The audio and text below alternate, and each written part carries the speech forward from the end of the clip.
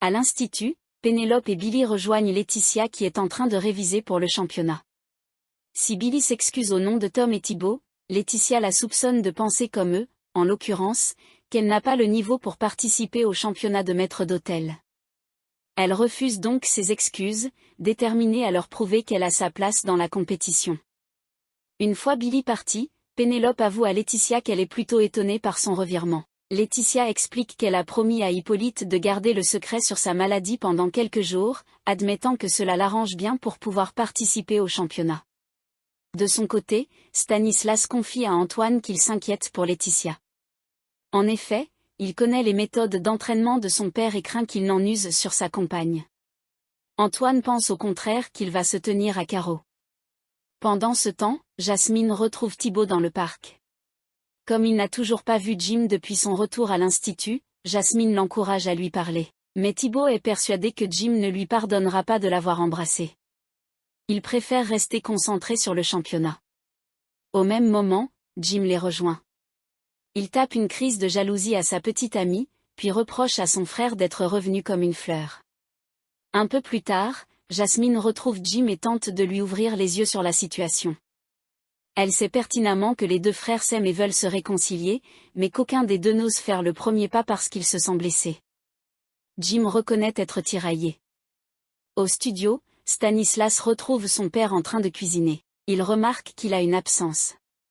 Hippolyte se ressaisit en confirmant qu'il attend Madeleine pour son entraînement. Stanislas souligne que le prénom de sa compagne est Laetitia et non Madeleine, qui est le prénom de sa mère. Hippolyte se rend compte de son erreur et se justifie en expliquant qu'il pense beaucoup à sa défunte épouse quand il cuisine.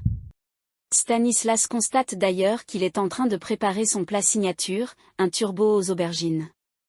Mais Stanislas cherche surtout à savoir pourquoi son père a accepté de coacher Laetitia. Outre les compétences de cette dernière dont il chante les louanges, Hippolyte déclare qu'il a vu cette opportunité comme un moyen de se rapprocher de son fils. Celui-ci confie alors ses craintes concernant ses méthodes d'entraînement. Hippolyte lui assure qu'il n'y aura aucun problème. Au même moment, Laetitia arrive au studio. Stanislas lui laisse la place. La jeune femme est ravie que les Duchesnay puissent à nouveau se parler. Toutefois, Hippolyte n'est pas prêt à dire à son fils qu'il est atteint de la maladie d'Alzheimer. Il se concentre donc sur l'entraînement, apprenant à Laetitia à décrire des plats avec précision. Elle commence par le turbo aux aubergines et s'emballe un peu dans sa description afin de faire bonne impression. Or, Hippolyte la critique violemment en la traitant d'amatrice. Quand Laetitia se défend, Hippolyte change soudainement d'attitude et la prie de l'excuser, avec un certain amusement. Il lui donne ensuite des conseils pour décrire les plats avec justesse et sincérité.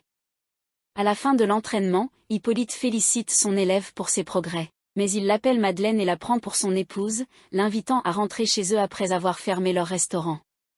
Alors qu'Hippolyte quitte le studio pour retrouver son fils, Laetitia tente de le retenir pour éviter que Stanislas le voie dans cet état.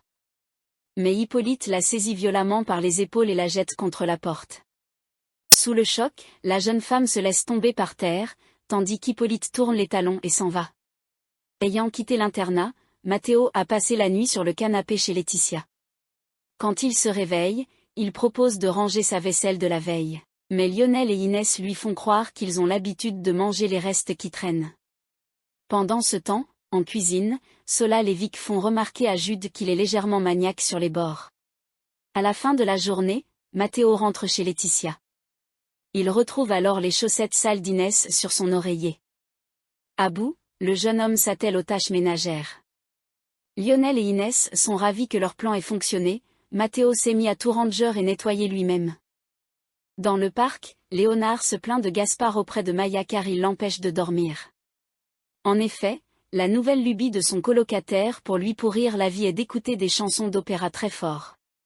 Gaspard lui propose alors un marché, celui qui remporte le prochain défi aux aides garde la chambre à lui tout seul pendant 3 jours. Léonard accepte sans hésiter. Maya prévient son meilleur ami que le top départ du prochain défi, qui consiste à ne pas prononcer un mot, a lieu dans 3 heures, soit pile quand il sera en service. Au double, Delobel vient prendre un café au comptoir pendant le service. Il surprend alors Léonard qui demeure muet face aux questions d'un client, jusqu'à ce que Sabri lui vienne en aide pour y répondre. Quand Delobel exige une explication, Sabri prétend que Léonard souffre d'une extinction de voix et qu'ils se sont organisés pour que ça ne gêne pas le service. Dans le bureau de la direction, Delobel parle de la situation avec Antoine et Clotilde. Cette dernière confirme avoir eu le même problème pendant son cours avec Gaspard. Celui-ci a néanmoins fini par retrouver la parole lorsque la chef l'a menacé de le virer. Soupçonnant un mouvement général de paris entre élèves, Delobel décide de durcir le ton. De son côté, Léonard célèbre sa victoire avec Maya et Malik. Ayant relevé le défi, il est désormais en tête du classement sur OZ.